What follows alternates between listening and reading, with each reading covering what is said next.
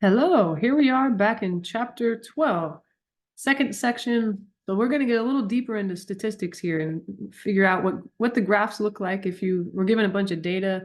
Sometimes you're given so many data values, or if you collect data using a survey or something else, there are just so many data values, it's just hard to make sense of them. But a graph is a nice visual way. You could just see kind of results quickly without having to pour over hundreds or thousands of data values.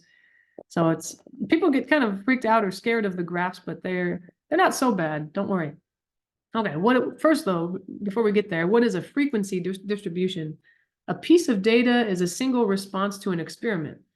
So either you do an actual experiment where you maybe give someone some what you think is going to be a medicine that helps people, and then the result, either they're cured of something or they're not cured. That's one piece of data, yes or no, that one person was cured. But if you had a bunch of people that you were trying to cure, or even a bunch of surveys that you took and you wanted the answers to questions you have for people, a frequency distribution is a listing of observed values and the corresponding frequency of occurrence of each value. So I imagine if you ask someone, like in the previous section, we talked about how many hours of television people watch a week. If you asked 1,000 people that question, you just get a bunch of numbers back, right? Like someone might say 5 hours a week, or someone would say 1 hour a week, or blah, blah, blah, on and on. So you have 1,000 numbers and it'd be hard to make sense of it. So yeah, this is the idea. The frequency distribution, it's a listing of observed values and the corresponding frequency of occurrence. It's just, okay, what are the possible values? Like the highest number. So let's say if I took that poll of people I'm asking how many hours of television they watch. Let's say someone says the highest number is like 40. I don't know. I'm just thinking of a big number. The highest is 40 and the lowest is 0. So you kind of list how many people said 40, how many people said 39, how many people said, so it might be like number of people is 5 said that. And that's what a frequency distribution is. From the highest value that you got to the lowest value, how many people 5 people said this, how many people said that, or how many people were cured of this disease if they took this new kind of experimental medicine type of stuff. Okay, so here's an example of a frequency distribution. In this situation, the number of children per family is recorded for 64 families surveyed. Okay, let's construct a frequency distribution of the following data. What do we got? So let's see, wait, where is it? All right, this is still the same example. They got just a bunch of values, right? Someone said 0 children, some people said 1 child, some people said 2, 3. Looks like the highest is 9. But they went, and the nice thing is they put these in order from highest to lowest. There's a bunch of 0s, a bunch of 1s, a bunch of 2s. That's kind of nice. That's probably what you would want to do is once you get all your data values, figure out what's the smallest, what's the largest, and put them in order. So I'd say how many people said 0, almost like you can make a table if you wanted to, but you don't have to. The number of children, it goes from 0 to 9, it looks like. As far as these people that we surveyed go, the highest number was 9. And then from there, 8. There were some that had 8. There's one that had 7, 6, 5, 4. This isn't really fancy, okay, but don't worry about it. 3, 2, 1, and 0. And this is, I guess, how many people responded with that answer? How many households have that going on, I guess? Okay, 0 children. How many had 0 children? I think this column is just all the zeros, right? How many are there? 1, 2, 3, 4, 5, 6, 7, 8. So there are 8 households that have 0 children. How many households have 1 child? A little bit more, huh? 8 on that column, and then plus 3 more. I think that's 11 people said they had 1 child, or I should say 11 households said they had 1 child. How many have 2 children? Oh, that's a popular one, huh? Wow, that's a lot here. How many is that? We said this is 8, right? The whole full column is 8 plus 1, 2, 3, 4, 5. 8 plus 5 is 13, 14, 15, 16, 17, 18. So I think we got 18 here. Does that sound right? 1, 2, 3, 4, 5, 6, 7, 8, 9, 10, 11, 12, 13, 14, 15, 16, 17. Okay. 18 households said they had 2 children. How about 3? This looks like it's the second half of that column and the next column. So 8, 9, 10, 11. So, oh, interesting. The same number of households have 1 child as they have 3. Interesting. I don't know if that means something. That's interesting. How many households have 4 children? Here are the 4 children. 1, 2, 3, 4, 5, 6. There are 6 households that said they had 4 children. How many have 5? There are a little bit down here and a little bit more up here. 2 down here and 2 more down up there make 4 households said 5. There are 2 households that said they have 6. Oh, I almost wrote 6. I want to know how many households. I already know how many children. 2 households said they had 6 children. Only 1 household that said they had 7 children. And 2 households said they have 8 children, and only 1 household said they have 9 children. So that's a frequency distribution. You can kind of tell, especially if there were more data values here. It's so much more nice to look at this than it is just a bunch of data values. They said there were 64 data values over here, but imagine there were thousands. Oh my gosh, I wouldn't really want to. It'd be hard to make sense of it. I don't know, what's the most popular, or what's the average number of children in the household? It'd be a lot easier to look at it this way than just a big list of numbers. That's a big part of statistics, because it's just taking a big amount of numbers or data values and actually making sense of them with some kind of graph or some kind of, something to make sense of it and make it easier to digest for our brains. So it looks like, hopefully this is what I wrote over there. I think this is it. So they made a table of values also. But they kind of switched the columns, but that's fine. The number of children over here, and then the number of families over here. But notice that they put the total at the bottom. I didn't do that. So that's probably a good check. Make sure you actually counted right. I know I count wrong all the time, but all these numbers should add up to 64 because there were 64 data values to begin with. Okay. So they're kind of making a little more, or kind of getting into detail more. 8 families, oops, what the heck am I doing with this thing? Had no children. 11 families had 1 child. 18 families had 2 children, and so on. So that's kind of what that table means, just making sense verbally of what the table says. Note that the sum, or what they all add up to, of the frequencies is equal to the original number of pieces of data, 64. Just keep in mind sum, that just means you added something and you got, the result is blah. Okay, so here are some rules for grouping data by classes. First, the classes should be of the same width, as in, I wouldn't say, let's say number of children. Maybe in one case you say 0 to 2 children. You're not just saying 0 children, how many? You're saying either 0, 1, or 2. Well, that's kind of like 3 numbers. You got 0, 1, or 2. And then in the next one, I might say, well, how many have 3 children? How many have 4 or more? That's kind of a no-no. We don't like to see that in statistics. There's kind of the width. This is the width. They call it the width is 3, because there are kind of 3 options here: 0 children, 1 children, 2 children, or 0 children, 1 child, 2 children. This guy only has 1 width because there's only 1 data value there. Width of 1. This would be how many? 4 or more? How high did it go? 4, 5, 6, 7, 8, 9. Now 1, 2, 3, 4, 5, 6. A width of 6. I think that we don't like to see the width being different on the different in the frequency distribution, because it kind of leads to misleading or misunderstandings. You might think that, oh, there's actually a lot of people that have 4 or more children, but it's only because in reality there were a lot of options, 4, 5, 6, 7, 8. So it looked like a lot of people. Yeah, so we try to keep the widths the same, like we did in the first example. We just said 0 children, how many said that? 1 child, how many said that? So that the width is always 1 in that case. Also, the classes should not overlap. So I wouldn't see something like, if I did another one over here, oops, like 0 to 2 children, and then 2 to 4 children. That's not good, because both of these would have a family that says we have 2 children in them, and that's very kind of misleading. Or it's hard to understand the data when you have the same people or the same results in 2 different classes. That's kind of weird. Each piece of data should belong to only 1 class. So the first one we did was good. We just said how many people said 0 children, how many people said 1 child, etc. That was good, because we won't see any pieces of data in different classes. It'll only be in the one. We often suggest that there be 5 to 12 classes. I think because less than 5, maybe you could have spread it out a little more and see kind of get better results. If there's more than 12, it's too hard to look at and interpret. It might be hard for the eyes or hard for the brain to understand. If someone presented me with a table of values and there are more than 12 rows, like I'd be like, oh my God, it's too much. It's hard for me to wrap my mind around. All right, let's talk about what this means. There's the definition: classes, lower class limits and upper class limits. So kind of one of the examples that I mentioned that wasn't good was for a number of children. the way we did it first was great. It was 0 children for one row, 1 for the next, but you could do this 0 to 2 children. How many households said that? Number of households. And then I don't want to do 2 again. I'll do 3 to 5 because that would be 3 data values, or the width of 3, because this represents 0, 1, or 2 children. This represents 3, 4, or 5 children. So it's still the same number of children, and then 6, 7, or 8 children. Or I should say 6 to 8. Sorry. 6, 7, or 8. And then maybe here I could say 9 to 11, even though there were no people that said 10 or 11.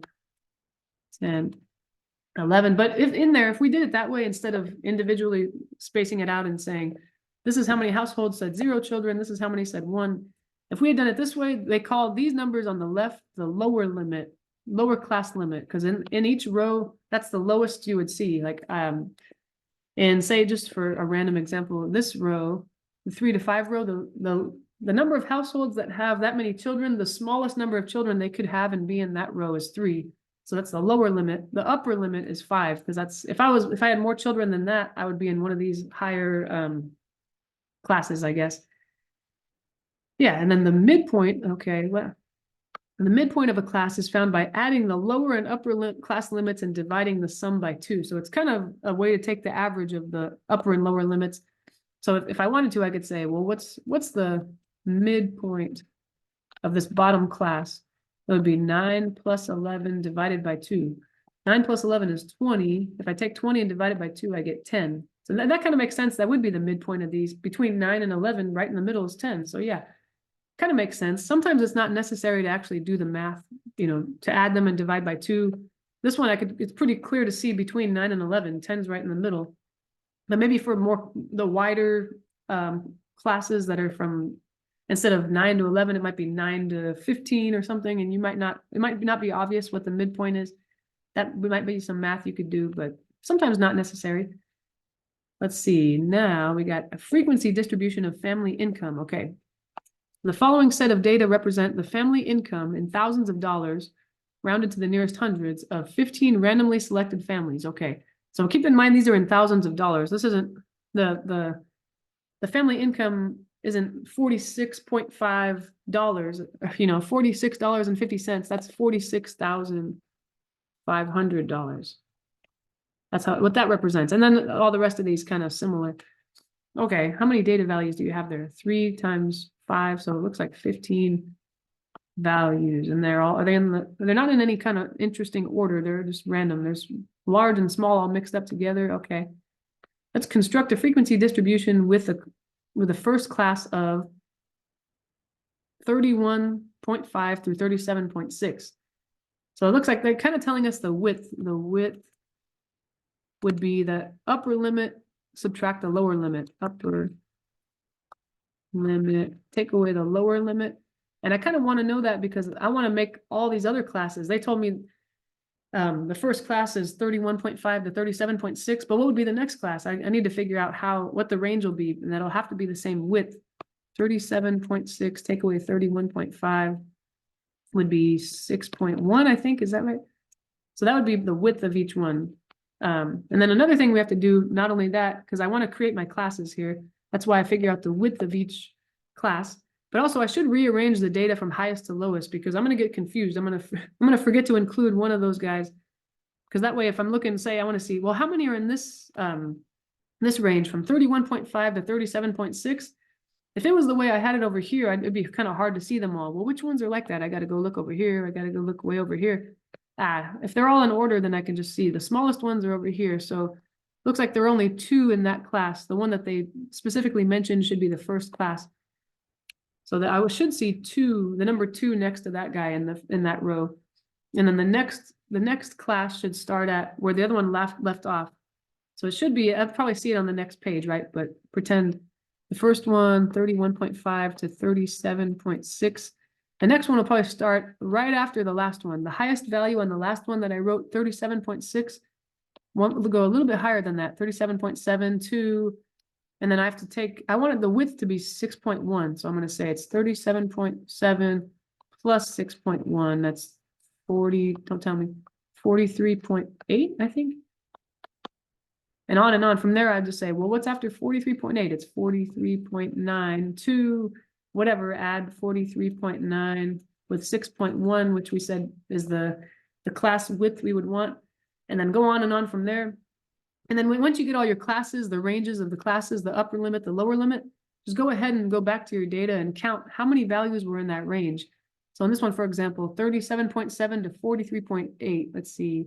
This guy's there, this guy's there, this guy's there. That's it though. I think once we get past there, they're larger than my upper limit. They're larger than 43.8. So I would have 3 there. I think there were 2 in this one. You know, I don't want to get ahead of ourselves, but that's probably what we'd have to do. And I think these are the values that we had, right? We said lower limit, upper limit, 43.8. So from there, we just keep going. Like this was 43.8. The next guy would be 43.9. To get this, I would add 43.9 plus that width that we had, 6.1 to get that 50.0. After 50.0, the next iteration would be 50.1. And I would take 50.1 and add that class width that we said, and that's how I got this upper limit. And just keep going like that from there. That's probably the next thing to do, create your classes, the left column. And then to get the numbers on the right column, just say, well, how many of my data values are in that range? And then count them. And that's it. And then once you're done, kind of, if you want to check your work, you should add all these values. The sum or the result of adding should come up to 15. In this case, because there were 15 data values altogether. But in other cases, it might be another number, of course. All right, what else do we got? The modal class is 43.9 to 50.0. The class mark of the first class is 31.5. The class mark, is that like the midpoint, I guess? Midpoint. Yeah, because I think the first class was from 31.5 to 37.6. If they wanted the midpoint of that, we said we add them together and we divide by 2, right? That was how we got the midpoint. So 31.5 plus 37.6 is 69.1. Yeah, 69.1. But if I divide that by 2, I get 34.55. So that's kind of the midpoint or the class mark of the first class. That's another way to say midpoint. Yeah, because kind of like the average in that first class of all the people whose household income was between 31.5 thousand and 37.6 thousand, right in the middle, kind of the average of that class mark is 34.5. So a different type of graph we could see is a histogram. A histogram is a graph with observed values on its horizontal scale and frequencies on its vertical scale. Because histograms and other bar graphs are easy to interpret visually, they are used a great deal in newspapers and magazines. So histogram might be the preferred graph, and you see it more often. Yeah, because it's pretty easy to interpret and not too hard to make for the statisticians or the people that are making it. But let's actually talk about how do you make it. Constructing it. So if you remember, I'm sure you've seen it before. Histogram usually, it almost looks like you're doing some algebra, like with graphing a line type of thing. You got like almost like an x-axis and a y-axis, but we don't really call it that in statistics. We usually call it the horizontal axis and the vertical axis, because we might not want to use these variables. We might be using something else, I for income or H for households or something. So usually you call it that. And then there are values here, say household, or maybe not household income. Maybe we'll do number of children in each family, kind of like 3, and it would go on and on because we had up to 9 people, or sorry, up to 9 children. But how many households had 0 children? I can't remember. I think it was like 3. I can't remember. Pretend it was 3. Then this, you would see 3 on the vertical axis, and that's like there's a bar that represents that. Maybe they're different colors too, because it's easier to visually interpret what's going on if you see different colors. That's how many households. So the vertical would be the number of households that had that many children, you know, and then the horizontal axis is how many children or the number of children. So that would be another way. Instead of just writing this frequency distribution, it would be writing this histogram or bar graph. Yeah, so that's kind of the idea. It's easier to understand when you see a concrete example, I think. A bar is constructed above each observed value or class when classes are used, indicating the frequency of that value or class. The horizontal scale need not start at 0. The horizontal scale, yeah, it depends. Like if we asked how many households have, or how many children does each household have? If nobody said 0, everybody had at least 1, then you don't have to start at 0. You can always start whatever the smallest value is. sometimes that makes sense. Like for household income, maybe the smallest number they said was 31, was it 31.7 or something? That might be where you would start that axis, because it'd be a waste of space to start at 0 maybe, because there are no values at 0. And the calibrations on the horizontal and vertical scales do not have to be the same. So it's not like when you graph a line in algebra where you have to have your x-axis starting at 0 and you go 1 from there, versus algebra, we have, we go x, y, and we go 1, 2, 3, 4. And we always do it that way. We don't skip 1, 2, 3, 4. But in this case, that might not be helpful, especially, imagine the horizontal axis represented household income. If I really had to count 1, 2, 3, 4, all the way till I got to thousands, oh man, this scale, it would be ridiculous. So sometimes it's better to skip stuff or even count by tens. I go 10, 20. It kind of depends on your data. If you have larger numbers for data, 30, 40, and this one could even be in ones depending on what you're measuring. So that's what they meant when they said that up there. The horizontal and vertical scales do not have to be the same calibration. In other words, your little tick marks on the horizontal axis and the vertical axis, they don't have to be the same. You don't have to count by tens for both of them or by ones for both of them. It could be whatever kind of makes sense for the specific data values. So the vertical scale must start at 0 though. We'll see. I mean, I think we've seen what happens, or we will see what happens when you don't start at 0. I think we saw in the previous section, sometimes some advertisements or some commercials show you a graph, a histogram, and they don't start at 0, and it makes things look the way they want them, and they make you want to buy their products or something like that. But really, it should always start at 0 on the vertical axis, or else we can get confused and misinterpret the data. To accommodate large frequencies on the vertical scale, it may be necessary to break the scale. And we'll see what that means in a second here. Okay. The frequency distribution developed in example 1 is shown on the next slide. So the one with households and how many children are in there. Construct a histogram with this frequency distribution. There we go. That's a good one. I kind of already jumped the gun. I'm sorry about that. But here, I'm gonna try to draw it next to it, but you can feel free to draw it on the next page, because I can't see both at the same time, but if you have a piece of paper, you can always see them together. Okay, let's see. I'm going to try to draw. Where are we here? All right, I got a vertical scale represents something, and the horizontal scale represents something. So I know what I want these to be my number of children, and this is the frequency. So you always want the frequency to be the vertical scale. Vertical scale should be frequency. If you're wondering, which of these values should I make the vertical scale? Which one should I make the horizontal scale? So then I can kind of look at it. Okay, well, horizontal scale is going to be the number of children. I say, okay, where does it start? It starts at 0. So I'm definitely going to start my horizontal scale at 0, and then 1, 2, 3, 4, 5. I should have probably spaced these out not so wide, because now I have to go way the heck out here. But hopefully you have more room on the next page. 8, 9. And of course, a computer would probably be doing this for me if, that would be the best. And then I'll say, well, how about frequency? What's the biggest number you see in frequency? The largest don't count this guy. 64 is just the total number of data values. That wasn't part of the frequency, largest.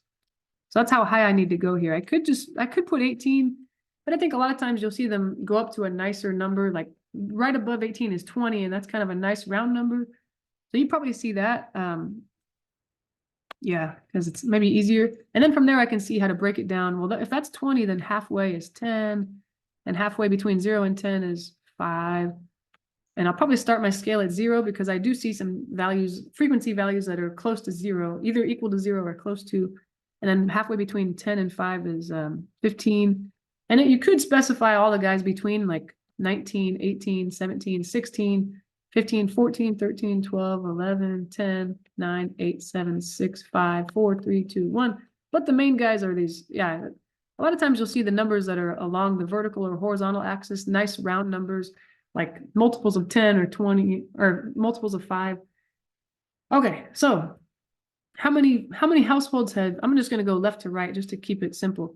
How many households had 0 children? 0 children, there were 8 households. So right above 0 here, I'm going to make my bar as high as 8. I think that's around here. There we go. And I can shade it in. Of course, a computer would usually do this for you. It'd be so pretty. And Yeah, there are programs that can do that for you, like StatCrunch is a fun one. Now, how many households said they had one child? 11 households said they had one child. How high would 11 be? I think this is that kind of lines up with 11 on the vertical axis. There we go. So there's my bar for one child. I shaded it in and my pretty shading left. No, it's not pretty. I'm just kidding. And how many households said they had two children? 18. Holy moly, that's right. That's why we made the scale so high. It goes about, pretend like that's 18, okay? We're just doing our best here. You don't have to make it perfect. I think for these, if you were to have to do this on homework or even like a midterm, I think we'd probably try to grade you nicely, and as long as it looked about right. How many households said they had 3 children? There were 11.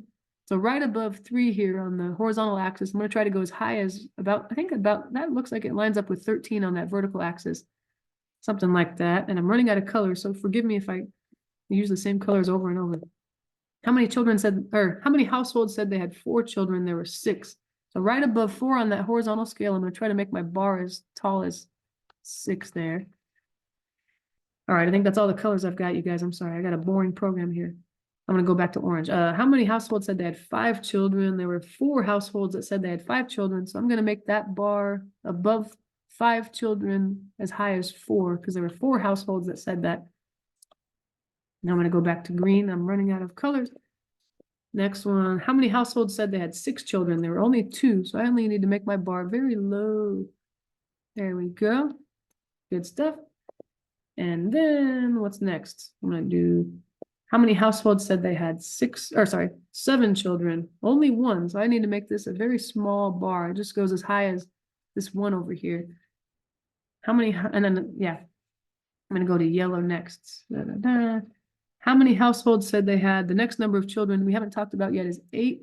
Looks like 2, so I'll make it a little higher. It's supposed to be as high as that green one next to it, but I kind of messed up. And then 9, let's see. Only 1 household said they had 9 children, so that bar is going to be pretty low also. Get it? Like set the bar low. You know how people say that? I set the bar very low in this class. There we go. That looks about right. That looks pretty good.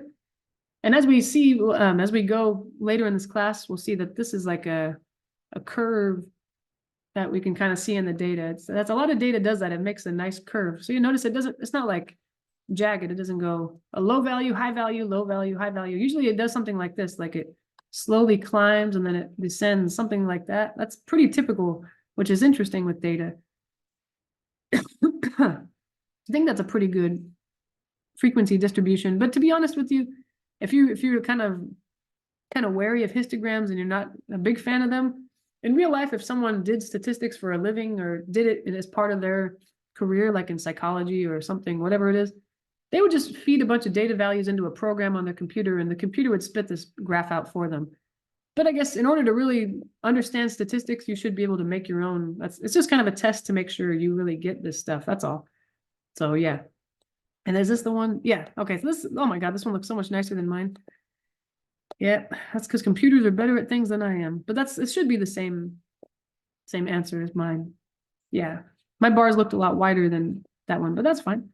And I had more color though, that was a lot nicer. What the heck is a frequency polygon? Frequency polygons are line graphs with scales the same as those of the histogram. That is, the horizontal scale indicates observed values and the vertical scale indicates frequency. Okay, so a frequency polygon, wait, what was I? Sorry. It sounds complicated, but it's really the same as a histogram, except instead of making bars, you just make dots.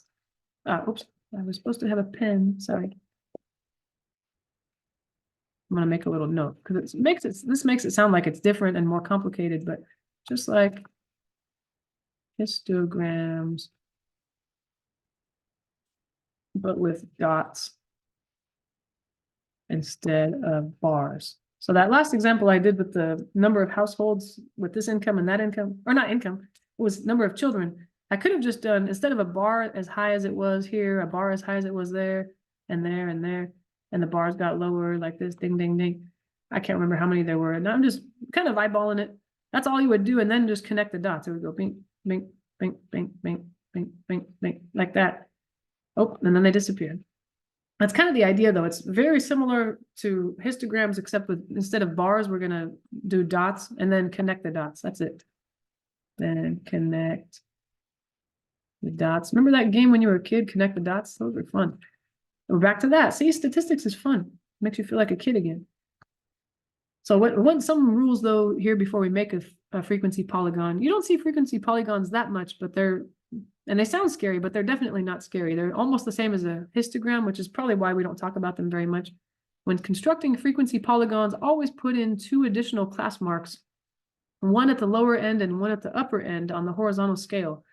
Since the frequency at these added class markers is 0, the endpoints of the frequency polygon will always be on the horizontal scale. So they're just saying that we would like, let's see, because if we made our frequency polygon with the same values as the other one, I think it would start up high, let's see, like this, boom, and then it might go to the next class, to the next class, to the next class, to the next class, the next class, next class. And I think we went pretty far out to the right here, like that. And we'd prefer it to eventually touch the horizontal axis. So that's why they said we're going to add an extra data value here and an extra data value here so it connects to the horizontal axis. That's all. It just looks nicer. And anyway, I think if you take more statistics classes, there'll be reasons why you want to do that too. And you'll see why if you take more, but God forbid you have to take more math than this. Just kidding. All right, let's try this. Let's have fun. Construct a frequency polygon of the frequency distribution in example 1. It's found on the next slide.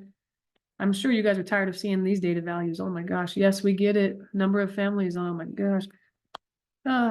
So I'm going to go, like I said, I want to kind of make some extra space because I know that 0 children, there were a few families, 8 of them that had 0 children, but I want to make sure that it's going to touch the horizontal axis. So I'm going to leave some space between the vertical axis and 0, 3, 4, 5, trying to make it look almost exactly like the other one.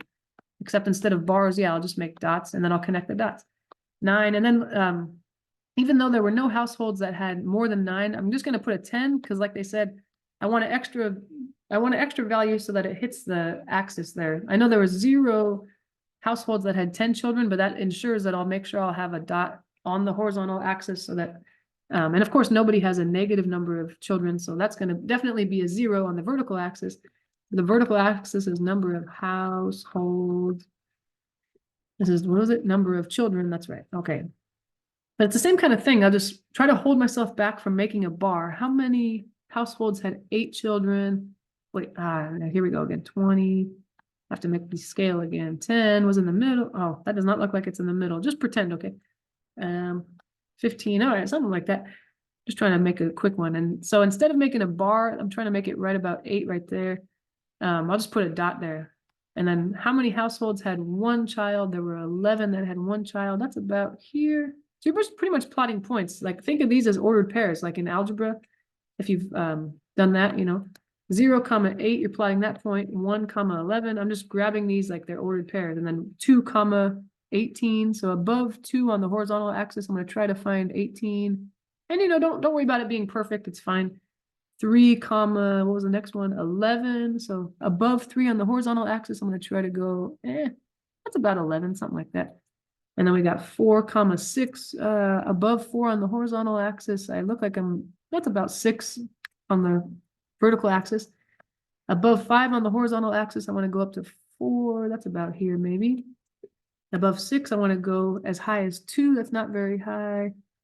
Something like that. And then above 7 children, there was only 1 family or household that had that, so it's a little lower. 8 children, there were actually 2 households that had that. Oh wait, what the heck? I missed that. So I go back up to this value, and then the last number of households was 9 children. There was only 1 household that said that. Now I'm just going to connect the dots from the very left to this guy. There's 1 line. No, not the same line. A new line, a new line, a new line. A new line, a new line. Have I said that enough? A new line, up, down, doop. There you go. So it's really, it's all like the same work, except barely different. I make dots instead of bars.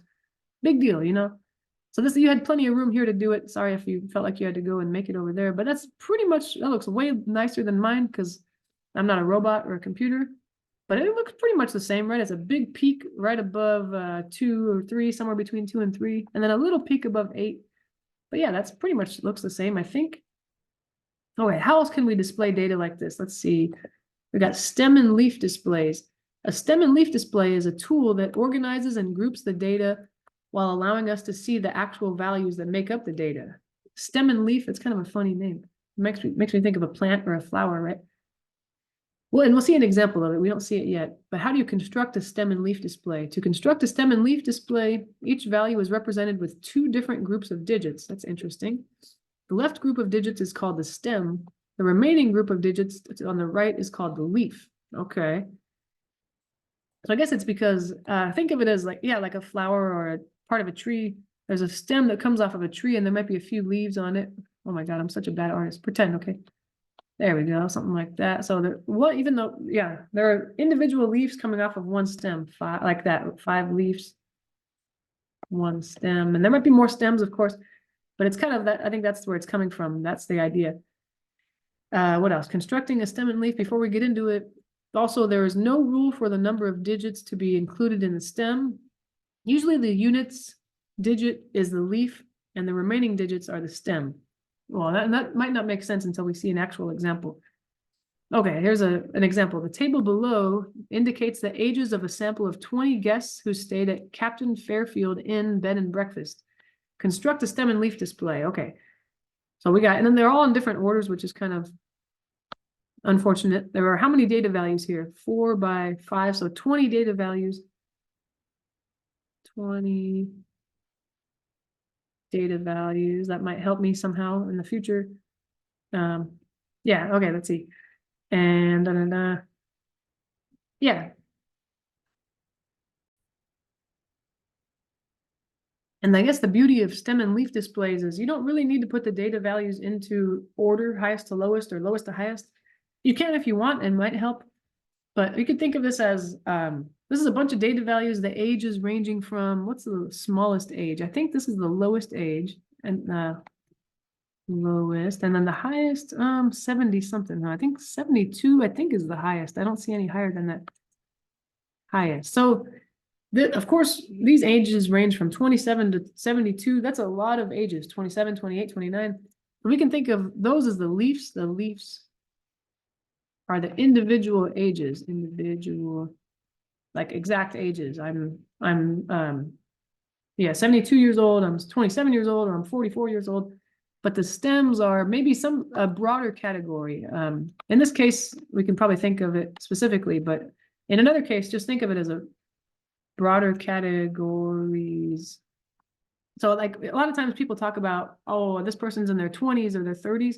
So in this example, you might say the people in their 20s, and these are still ages, 30s, 40s. It's just kind of like you have so many values. The range of values is so large because we went from 27 to 72. It'd be nice to have just categories that I can file those under: 50s, 60s, 70s. You know what I mean? Those can be like your rows. And then but we're not going to do a frequency distribution. It's not like I'm counting how many people were in their 20s, how many were in their 30s. This type of graph or this type of visual stem and leaf plot, it might be more interesting if you actually care about the values. And the ones where, yeah, how many had this many kids in their households, there only went from 0 to 9, but there's a big range of values here. So what we do is you write your 20s, so that's like your stem, and then the leaves are the specific, like in this case, specific age within that group, within the stem or the group. So how many, let me just go from top to bottom, huh? In the 20s, how many people that stayed at this bed and breakfast or inn, whatever, were in their 20s? Let's see. There was one, the youngest age was a 7. So maybe I'll write that. And then there was also, here's another one, 29. So notice that I'm not writing the 2. I'm not writing 27, 29, because the 2 is kind of already taken care of in this column. I already know it's 20. The right column specifying the right digit. Right column. So to me, this is probably the weirdest type of graph or display of data values. It weirds me out. because that 7 and that 9, I want to say that looks like 79, but those are individual people in the second digit of their age. Oh my gosh, is this equals the second digit of the age of these people, which represents the leaves. And on the left column is the opposite. Left column is what? The first digit of their age, which represents the stem. So it's kind of like everybody in their 20s comes from the same stem. Everybody in their 30s comes from the same stem of this tree, sort of like that. Were there any more 20s? Oh, here's another 20. Someone was 28, so I'm going to put 8. And the beauty of it is that these don't have to be in order from highest to lowest. Notice I put 7, then 9, then 8. They could be whatever. You might rearrange them in real life and make them look prettier, but that's okay. Okay, those 20s are all done. I think that's all the 20s. Are there any 30s? Oh, here's 31. I'm already in the 30s row, so I don't need to specify the 3, just the 1. Oh, here's another one, 39. And any more 30s? Oh, here's another one, 32. I might have missed one. Let me scan real quick. No, I think that's it. So there are 3 people in their 30s. One's 31, the next one's 39, the next one's 32. I put them in that order, but as long as you have 1, 9, and 2 in there in some order, it doesn't really matter. How about 40s? Now let's look at that third row. Someone's 47. I'm going to put the 7. There's a 44 here. I'm going to put the 4. There's a 45 right next to it. Another 44. I'm going to put a 4. Any more 40s? Oh yeah, here we go. 43. So I'll put the 3. I think I have to circle them because I can't remember which ones I've already looked at. I think that's all the 40s and then 50s. Okay, what do we got? Somebody in their 50s here, 50 exactly. So it's a 0 for the second digit. Here's someone that's 59. The second digit is a 9. Someone that's 58. The second digit is an 8. 56. The second digit is a 6. But I think that's it. The only ones that are not circled now are 60s and 70s. Now the second to the last row is 60s. I've got someone that's 60 exactly. The second digit is a 0. Someone else is 68. The second digit is an 8. But I think that's it for, oh no, there's one more 60. Haha, I almost missed him. 62. And the last guy, the only one that's in their 70s is someone that's 71. I think that looks like it. But I gotta be honest with you. I put it like that because it's hard to understand otherwise, but really I wouldn't be putting 20s, 30s. Why isn't this erasing? I would just put 2 for this column. Why is that? Oh, there we go. And 3 and 4 and 5. It's just kind of understood that it's the first digit of the age. So it represents 20s, 30s, 40s, but that's what I would really do. 2, 3, 4, 5, 6, 7. But that's really it. Yeah, these represent the first digit of the age. It's something, something. And these represent the second digit of the age. And you're just listing everybody that has first digit 2. So it's really weird. And you'll see that in the next page, they show the same, pretty much the same stem and leaf plot, but maybe in a different order. So like I said, notice that the second digit isn't necessarily from highest to lowest or lowest to highest. It's just whichever one you see first. So there's probably a lot of correct answers with all the numbers on the right column in a different order, kind of like, so I could have, like I just want to, in this column, I could have written 2 and then 8 and then 0 or in another order, and that's fine. It doesn't really matter. Yeah, that's probably the weirdest one. And then there's also circle graphs. Oh my gosh, how many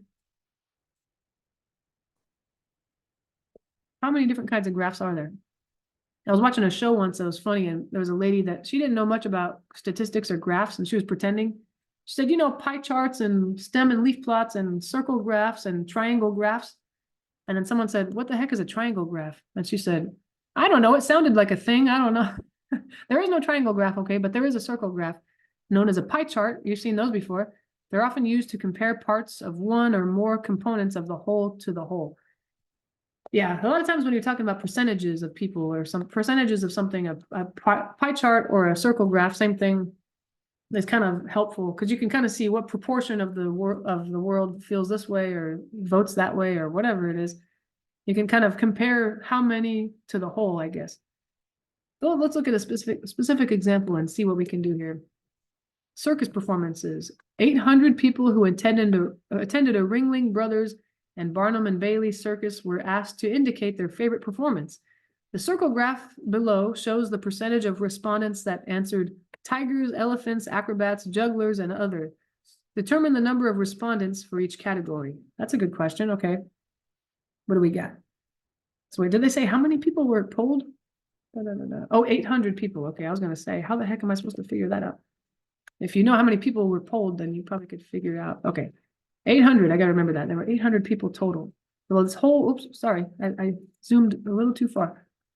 This whole pie chart or circle graph, whatever you want to call it, represents 800 people total. People. And what did they want us to do? Why is my memory so bad? I already forgot what they wanted, you guys. That's sad. Oh, shoot. Oh my gosh. And I'm moving this thing like for funsies. Determine the number of respondents for each category. Okay. So in other words, you can start with whatever category, but the biggest one is tigers. So 38% like the tigers or said tigers. Tigers. So really what I'm finding is what's 38% of the total number of people? That's what I want to know. So first, that's the first thing I'm going to do. And I chose this one, but you could have chosen another category. But to find 38% of 800, you do 0.38 multiplied by 800, right? And feel free to use a calculator. We don't need to be a hero here. 0.38 times 800 is 304. So 304 people like the tigers. All right, that sounds like a lot. Okay. And then I'll pick another category. It doesn't really matter. I'm just numbering these 1, 2, just so we don't get confused. Just so we know that I'm finding different things in each of these. Let's say this one for elephants. Okay. The blue category there, that seems like it's the second largest. 26% liked elephants. So I need to find what's 26% of the total number of people, 800. And similarly, to find 26% of something, you just multiply by 0.26. 0.26 multiplied by 800 is 208. So 208 people like the elephants the best. People.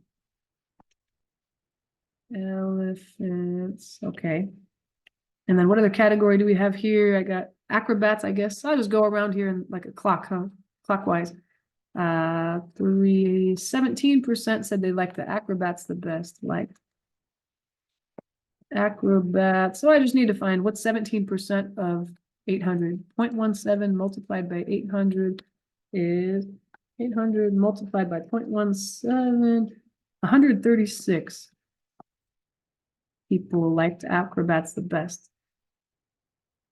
People like the acrobats. Oh, that's okay. What else? What other categories did we not do? I think just jugglers and other are the last ones, huh? So 4, what else? Jugglers. 14% liked the jugglers. Jugglers. I've said jugglers so much it doesn't even make any sense anymore. Okay, what's 14% of 800? That's all I got to do. What's going on with that thing? 14% of 800. What is that? 0.14 multiplied by 800 is 112. 112 liked jugglers. Last one, there are 5% that said other. They didn't like any of that crap. They liked the popcorn the best or the candy or something. That's what I would say. 5% liked other. Something that wasn't mentioned, not any of those things. 5% of 800 I would find by doing 0.05 multiplied by 800. Yeah, I wouldn't do 0.5, right? Because 0.5 represents 50%. I need to move the decimal over one more time to 0.05 multiplied by 800, which would make 40. So 40 people liked something other than those other things mentioned, liked other, something else. Yeah, so that's kind of good. That way, if you're given a circle graph or a pie chart, you can kind of interpret it pretty easily, I guess. That's what it means. I mean, of course, as long as you know the total number of people or the total number of items or whatever it is, of course, you can't really interpret stuff unless you know the total. That wouldn't make any sense. Whoops, somehow that happened. Okay, and feel free to rewind this video because what the heck? What did I do? I don't even know. Okay, so this is them spelling it out kind of, okay. And they even made a cute little chart. Hopefully these are the same numbers that we got. And that should total 800. All the people, that pie chart or the circle graph all together represented all the 800 people. Oh my God. What the heck?